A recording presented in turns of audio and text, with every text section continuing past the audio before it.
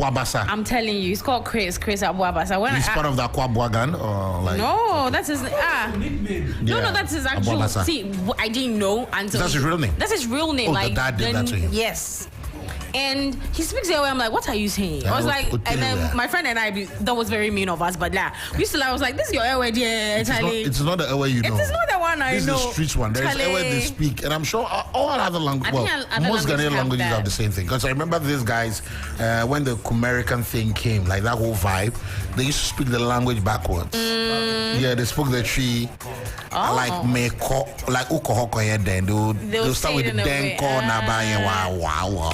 Like they speak like the DJ. They speak like the tentable is reversed. So I think but for this one it's well spoken along the border towns. Okay. So yeah, this has got the Togo airway in it. It's got that whole distance. So yeah, Ajagbe, you understand? Ajagbe is like this one will take buy food for the border there. If you speak this one, there's a tendency that they go reduce the price for you. Because then they believe that you're part from okay. This is a hack, a street hack. Street hack, 101. Yeah, if you know, will tell you unto on a chan. Hello, man.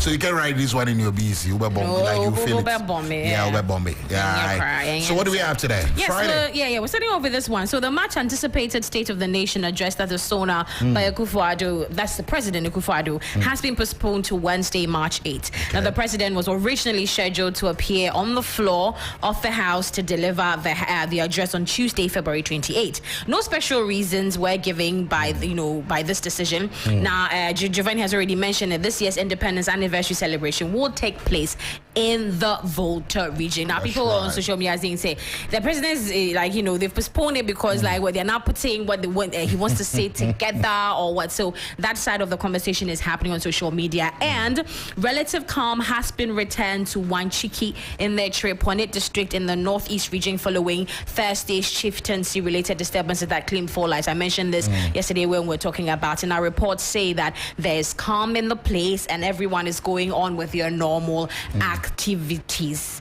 This one I'm actually particularly excited about. So WhatsApp has released some really amazing features with the aim of improving user experience I'm not on the app. I'm not happy about it. Sorry about that, but yeah, we don't care. We don't want to hear a voice. We don't care. Even anything to prevent us from making calls, Why but we said we wanted technology to make life easier for us, and it is making it easier. So at the end of the day, it's a new thing. They're rolling it out. So long and short is, if you haven't been able to record, your status as a voice yet, don't panic. They're rolling out. So even if you've updated your app, as time goes on, you'll be able to use it. So basically, it's not phone specific. No, it's not. It's just it's for the regular phones that have WhatsApp. Okay. That have WhatsApp. So they're rolling it out gradually. Now I am very devastated because I haven't been able to use mine yet. Yeah. And it took you a while to get on WhatsApp though, guys. I mean, no, it didn't. She had a phone that didn't allow WhatsApp. That was like 2 years ago, and she used that for a year. She lived amongst us. That's not with true. With that reality, you need to know. Tell the truth. It was tough to see that you would have to call Akorfa to say hi. Yeah. No, I've said that on WhatsApp. No, the thing is. No, my WhatsApp was working. Yes, she didn't have an emoji on her phone, right? Yes. And I am admitting. And her smartphone didn't have a keypad. So she really was just... Guys, no disrespect to our visually impaired, but her phone was a Braille. It was a Braille, a calculator, and it was everything else phone is not supposed to be. It wasn't a smartphone. Her smartphone was a smart with a space and phone. Wow. So it's the user that's smart, not the phone itself. And then she had a... Okay, we are... Oh, okay, sorry. We are on Facebook. We are live, so you can... I was about to do something. So you can do. That's why I'm speaking freely. Yeah. Because you're not allowed to do certain things now. We are on air. We are live on Facebook. 3FM 92.7. You cannot do me the gun sign. You cannot do that. You cannot. But yeah, so there's a Swedish company, Mocycle. Now they have recently announced the world's first airbag jeans, which offer impact protection for motorcyclists, lower body in case of accidents. Now, it's a startup. Now, what they are claiming to have created is that there's a special fabric that they use. So what it means is that it looks like actual denim, but it's actually water repellent and abrasion resistant. resistant. So when the cyclists are riding and they get into an accident, the airbags, they just come out done. I saw something there's like that. Yeah, there's a photo on. Oh, so it gives you hips and all. It gives, well, if you want to call it that. Like this is surgery, guys. No, but it's for without your permission.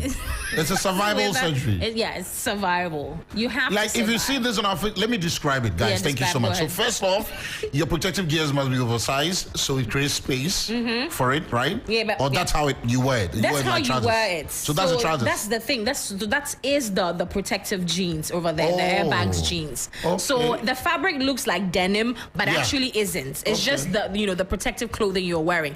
So it will notice when there's you get into a head-on collision or some impact, it will feel it and then it will gets inflated and all. So that you get protected at that side. Yeah.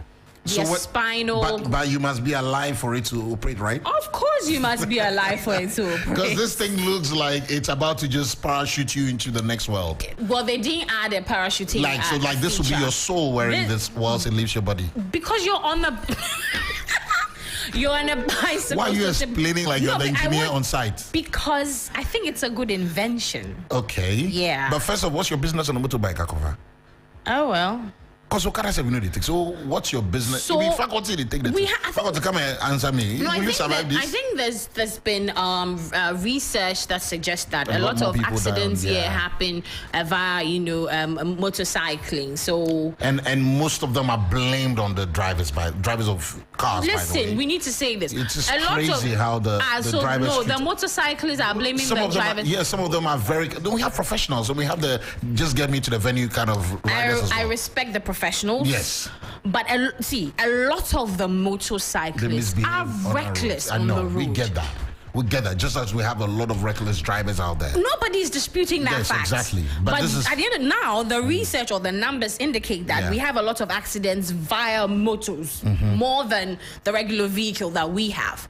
And listen, I'm saying this from someone who is like, come on, guys, you're trying to cross. Say, finish that sentence. No, I don't finish that sentence. A rider? No, I'm not right. We're talking about motor here. We're talking about motors. Because if you're riding something else, you shouldn't be telling us. We're talking about motors. Okay. You're trying to cross the street, and then now we all know that while you're crossing, you're not only looking for the cars. But your drivers are indisciplined, though. Like they are, and we tell them that they are. But with the motorists, they would want to argue with you that. But I am looking. I am very much aware. And they throw the WMT sign a lot too. You get? Air pollution. That's why I'm crushed. Air has been unhealthy for a while now. No, but I think you'll be very interested in my next story. Okay. It's a very sexual. It's not. Yeah, carry go. So there's a study that has revealed how drinking some sodas can lead to larger testicles. Size matters. All size matters. And testosterone levels. This thing I always have to take my time when I'm saying it. It's not just you. I have words like that too. I have words so like the that. Northwest Minzu University in China was attempting to determine the impact of carbonated beverages on fertility and sex organs in men. So the study looked at 3 groups of mice, one that only drank water, another that drank, different levels of these sodas. I'm not going to mention, the type. No, so it says the test on the rodents included weighing their testicles and drawing blood. They were tested on day 1, as well as day 5, 7, 10, and 15. Now, it was quickly, the story didn't say, but it was quickly discovered that the mice drinking these sodas had a significant change. Hold on. I'm troubled by the video on our Facebook page. I'm alarmed. Yeah. That this is how you get to. Yeah. No, but the thing is, people are also a little bit concerned because over the period, people will abuse it. Exactly, and over the period, information available suggests that men should desist from taking too much sugary stuff. What do you need? What do you need a size for, guys? What do you want to use it for? Like, the kind of era guys, don't go there. No, and then also, a lot of health, experts have also seen this, and they're advising people not to use this as a means to drink too, because then you're getting diabetes for yourself. So they're advising people, fine, you can read around it and all of that, but don't be tempted to try this, because you don't know, anything can happen to you. And then there's a sport, known as gomi. It's called spogami. So the sport and the gomi is a Japanese word for rubbish. So what they do is that it happens to be a popular competition in which we've got about 3 to 5 people try to pick up the most trash of the highest quality in a set of period time. So you put your team members together, and for the next 60 minutes you go out there to get as many trash as you can. So when you come back, they weigh the trash, and they're able to determine, oh, this group won, that group didn't win, and all of that. Now, a lot of people are excited about this because then it is giving, promoting this whole clean after yourself, clean environment, and all of that. And people are really excited about that. So it's happening over there. They also plan on having a world sport gomi. So people are like, so it's going to be the entire world now, more like the way we have the World Cups. So then people will come from every part of the world to compete for who is able to, pick more trash. I think it will make the world a better place. So I agree. Yeah. I agree. And plus, there's a lot of money to be made if you get all those things. Yes. They did say that if there's a tie, they would look through. What they used to be able to determine who won is if you're able to get a lot of cigarette butts. People smoke. So if your trash has a lot of cigarette butts, then you get to be, awarded the whole overall thingy. Now to some entertainment news. I think you've probably heard the story or seen the story. Yeah. Michael Blackson announced that he's signing last year's Gumbo. Let me just put it that way. He was the unsung category for last year's VGMAs. Now he said that by adding the fact that he knows only 4 superstars from Ghana, and Fuso DG wasn't too happy about that, and he touched on the fact that he has personally introduced him to a couple of artists down from here. And so he also mentioned that he mentioned names of Shatawale, he mentioned Black Sheriff, he mentioned Stoneball and Sarkodie. These are the people that he knows, and I think he threw D Black in there and also ended up mentioning Fuse at the end of the day. So basically it's a conversation happening on social media why he will mention those names, but people think it's subjective. He determines who he thinks is a superstar. I just don't know why we're in a hurry to always rush and react to some of these conversations, and try to get the other man out there to believe. And I get it; it's all well and good if you're here to promote anything Ghana. But sometimes I feel like Michael Blackson should just take it easy too. Should tone down a bit, because you're settling here now. We appreciate your input. You're doing a lot for us and for yourself, and you're inviting people to. Because I see him constantly post out like, "Hey, I'm going to Ghana. Anyone interested in coming here? Ghana is the best place to be this time of the year as well. Not only December, which is a beautiful thing. So like, go ahead and push the young man, the young talent, sign him up for. It's good for the game, right? It's good, But some of these interviews though, because people would only pick on a bit of the things you said. They he probably had said more, but and that's a lot more positives than we're hearing now. But they wouldn't focus on that because it doesn't give them the clicks, the numbers.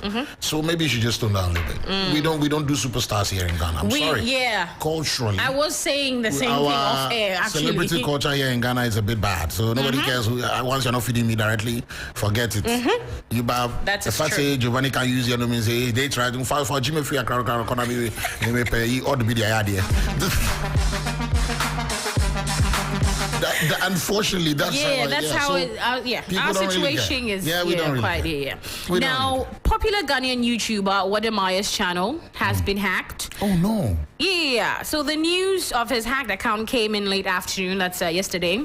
Now, Google search on his over 1 million subscribers channel reveals that it has been taken over by a hacker called MicroStrategy. Now, all videos have been deleted from the channel, leaving it blank. Now, the popular YouTuber, I actually checked on his Twitter and some other social media platforms. I haven't seen him comment about that, but his followers and a lot of YouTuber clique or family have also been trying to draw the attention of YouTube to get something to be done about it.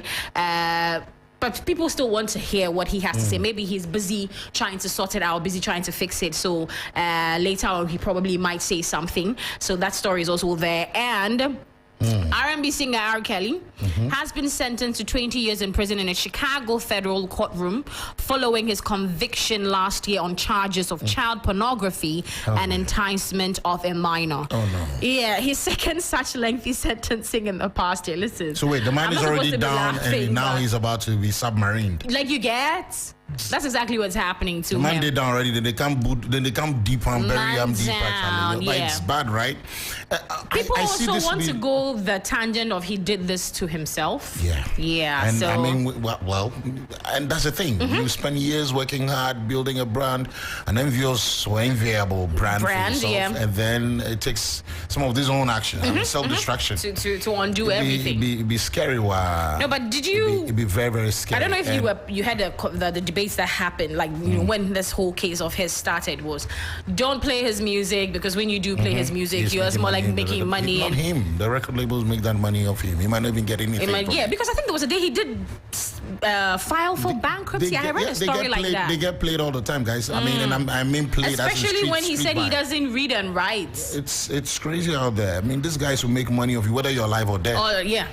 Because they have the masters. In fact, they make more money off you when you're no more. That's so true. So it is crazy. I mean, but finally, before I you go, live your whole life for these record labels. Yeah. You get into trouble, they leave you hanging. They make a lot of money off your joint sweats. But it's a crazy world out there. Especially when people do believe that with the intensity of what happened with R. Kelly, they believe that it wasn't a one-man job. Like he wasn't the only person. He wasn't able to pull this off. He needed people around him to make that happen. And so people were also calling for the fact that the people in his camp should be held responsible as well. But finally, so Rihanna, fresh off her record-breaking 2023 Super Bowl halftime performance, is set to perform "Lift Me Up" from Marvel's Black Panther: Wakanda Forever during the Oscars telecast on March 12th. Same Rihanna, we're hearing that she's postponed her marriage plans. She's postponed her release of new music. She wants to focus on marrying A$AP Rocky. I doubt this. This is according to Pop Tunes. Now, aside that, there's a story that popped up that says that some people that there have been a complaint that her performance at the Super Bowl was one of the what's the word? Sexual. Yeah, they said sexual. People dug minis into it. Listen. They explained and broke the performance down. She touched her butt a couple of times. So many stories. But don't forget, people also make money.